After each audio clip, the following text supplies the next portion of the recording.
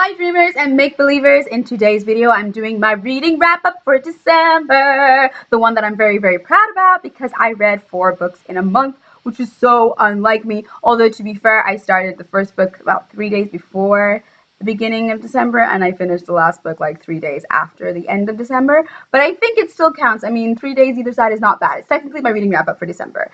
So without further ado, let's get into it. Queen of Shadows, Queen of Shadows. So for those of you who don't know, this little beauty is book 4 in the Throne of Glass saga, but I feel like you all know this because it's like common knowledge of the world because everybody should know this. So anyways, it took me a while to get to this one. Many of you know because you've already watched the other videos, I'm guessing. So as you know, I didn't really like book 3 simply because of the way that certain ships were going and just... yeah, I had a bad feeling. So it took me a while to get to this one, and then when I started it, I felt like my bad feeling was confirmed at first. So at first, yeah, how do I say this? At first, I missed Selena Sadathian. You know what? This is going to be a spoilery review. Let's just put that out there. It's going to be a spoilery review, so if you haven't read it, stop this now! Okay, so I'm now assuming that all of you who haven't read it, have now left the premises. So on to those that have read it. So, as you know, Selena Sadathian doesn't exist. She was an alias, and it's Aelin Gallianthius. So, which is fine, you know, that's fine. But, it's like she completely changed. She became this hard-ass bitch woman. And I guess, okay, she was always a hard-ass bitch woman, but before she was like this hard-ass, cool assassin that like nice dresses and like, you know, was like still very feminine but kick-ass and just so cool. And then she became this really mean person. She became this really mean person that seemed to think she was better than everybody else because of who she was. Like, bitch, you were that person the whole time. Why are you acting like you're the shit now? You're the person the whole time. So I got a little bit annoyed at her sometimes, especially when she was talking to Kale. It's like people that were your friends before you suddenly just treat like pieces of crap because you're Aelin Gallianthius, but you were that person the whole time anyway. So what gives you the right now just because you decided that you accept yourself? Seriously? Anyways, so I got a little bit annoyed with her in the beginning, and also her willingness to kill Dorian. Although to be fair, it wasn't too willing, but I feel like she was a little too keen at some points to be just like, let's just put a bullet through his head. But anyways, it's fine. It got better. So I was a little bit hesitant at first. I got a little bit worried, but that was like very much the beginning, and also because I went in with that like negative energy. I went in with that thought of like, oh, here we go, she's gonna ruin the ship of Kale and Selena, and it's gonna suck. So after I kept going with it, I have to say that I'm very glad that I did, and I do already have Empire of Storms, and I'm of course going to be reading it at some point in the future, but my TBR is looking kind of scary right now. I'm on Crooked Kingdom right now, but I will get to Empire Storms at some point, and I'm very glad that I read it, and it's Sarah J. Maas, and I feel like she can do no wrong. I feel like she's always going to redeem herself, so that's fine. So, yeah, what else did I want to say? Okay, so I really enjoyed this book, and when the king does the reveal of how he, you know, was possessed by the thing and then it consumed him and made him into this completely other different person, I was skeptical. I thought maybe it was going to turn out to be a trick or a lie, but now I kind of feel like it actually was the truth. And then Dorian just being like so, rah, and then just like destroying him and the castle and everything. I thought that was a pretty epic scene. I really enjoyed that. I love how he was chasing after Selena or Aelin and then like, you know, stabbed her and just got crazy and things just went all out madness. So I really liked Queen of Shadows. I don't really understand, but maybe that's just because deep down I'm still hooked on Kale, I don't know, but I don't really understand her attraction to Rowan other than the physical attraction. Like, obviously he's gorgeous, but I can't really see any personality that would make her like him, but I mean, I'm sure that's gonna get like revealed in time, and I feel that they're cute. They have some cute moments, so maybe it'll come, like my love for them will also come in time. But yeah, I don't want to blabber on too much, so basically I gave Queen of Shadows a 4.5, and I'm looking forward to Empire Storms.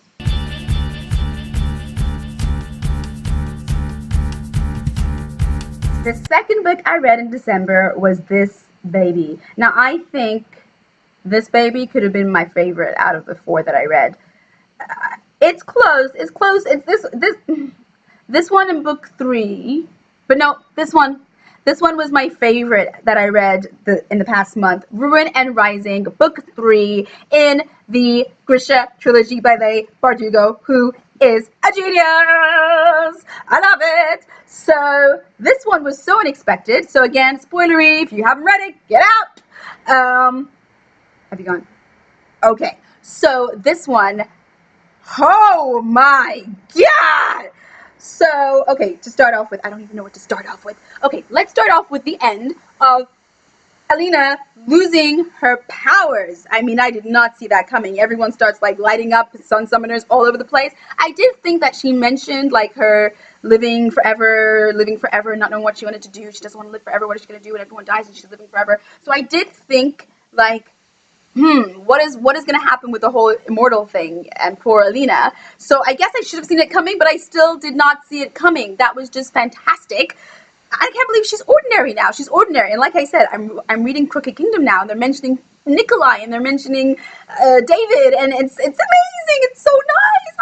And it's so nice to hear about them. And then I just keep thinking, but Alina, the Sun Summoner, the Darkling's opposite, is just nobody now. She's just living with Mal somewhere, out in the middle of nowhere, which is kind of cool and kind of crazy and kind of freaky and very, very unique, and I just love it. I really, really love that. I also bawled like a baby when the Darkling died. Now, what does that say about me? I cried for the freaking criminal. You know what I think it says about Leigh? I think it says that she knows how to write villains and heroes and characters that people just love, because when he died,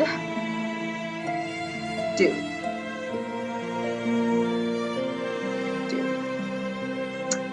So that was intense. Also, stabbing Mal. I mean, can we just revisit? I don't know what I would do in that situation, and it's really hard to say. And I guess when it's like a war and this person's death can save the war, I guess you would. But yeah, like, when she did, and she did, oh my gosh, like, my heart stopped. I mean, never mind Mal's heart, my heart stopped. I nearly died. Mind blown. Mind blown. And don't get me started on Nikolai. Nikolai! When the Darkling changed him, oh my gosh. Sweet, awesome, charming, funny, great Nikolai, who was like such a good contender against Mal. What do you mean he's like one of these freaking Volcra? What are you telling me? Woo! That was intense. That was intense. So much of this book was intense and nearly killed me, let's just say. Now, the thing about Mal being important, I kind of figured that, because every time he touched her wrist, the little sizzle that she had in the woods, and then when he like grabbed her away when she was like basically killing herself in the Darkling, that too, like I just knew there was something in his wrist. But in my like cute little innocent happy mind, it was that he was the Firebird, and that if he held her wrist, they could defeat the Darkling together. But no, he had to be an amplifier. No, he had to die. No, right? Just no. Happy endings, right? Happy endings. Although it did have a happy ending, so I'm happy. But wow. Just wow. My mind was blown.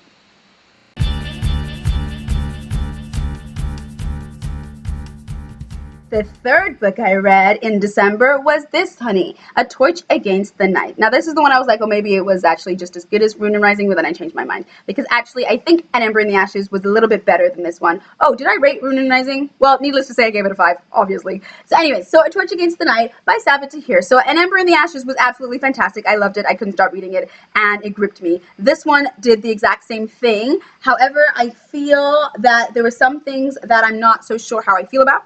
But I think that perhaps I'll feel better about them in book 3. So I'm going to hold out on it. But basically, I'm not sure how I feel about the waiting place for Elias.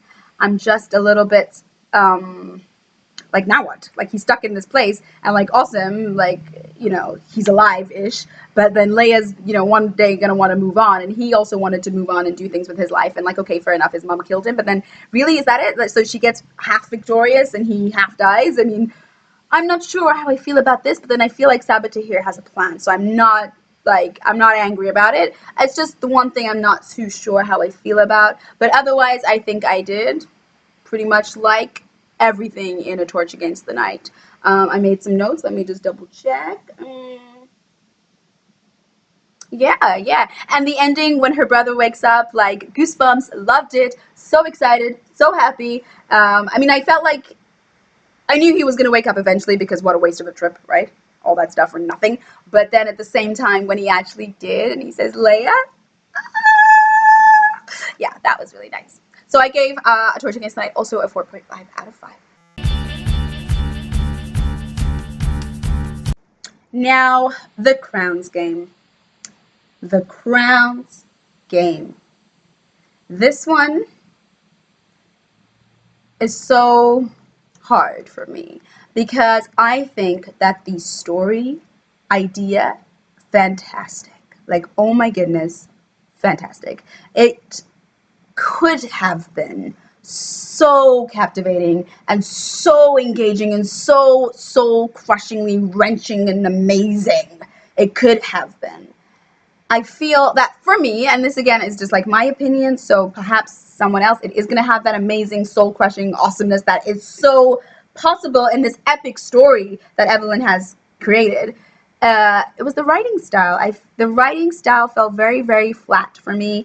It lacked a lot of, I mean, there was times that she was very descriptive and very nice, but just you know what, the main thing for me, it was the interaction between the characters, the dialogue, and the way they acted. I was just like, who does that in real life? And no one says that in real life. And I don't care what time you're in or what area you're in or where you are. Nobody does that. Like, for instance, when Nikolai, I mean, this is just like one thing that comes to mind. When Nikolai, like, smashes the bottle because, like, Pasha's, like, being mean to him for not believing in magic. Like, who actually does that? Like, you're sitting there with your friend and they're like, dude, why aren't you, like, happy for me? I discovered that magic exists. Would you really, like, pick up the bottle and be like, shh, no, no, you would not. Like, why? And then, like, I don't know. All of a sudden, you know, like, I love you. Just by the way, I love you. And it's like, okay, you know that you love each other and you saying it, but how about rather than saying it, you show me, make me feel it, than just writing the 3 frickin' words that mean nothing unless you show it. So I did really like it. I highly recommend The Crowns Game. Sounds like it, right? No, I highly recommend The Crowns Game in terms of story, and I do feel like it was Evelyn Skye's debut novel, and like I know that my debut novel definitely has some cracks, and I hope that I fix them now with this re-release.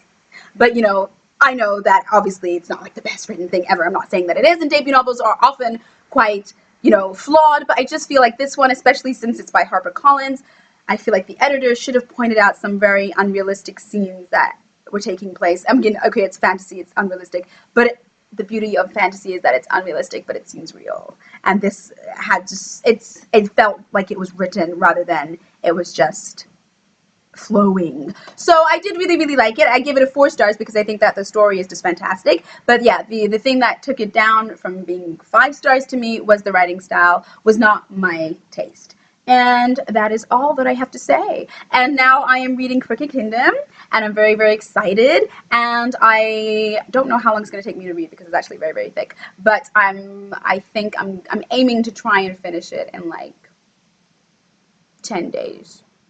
So let's see how I go, and I'll see you next time. Bye!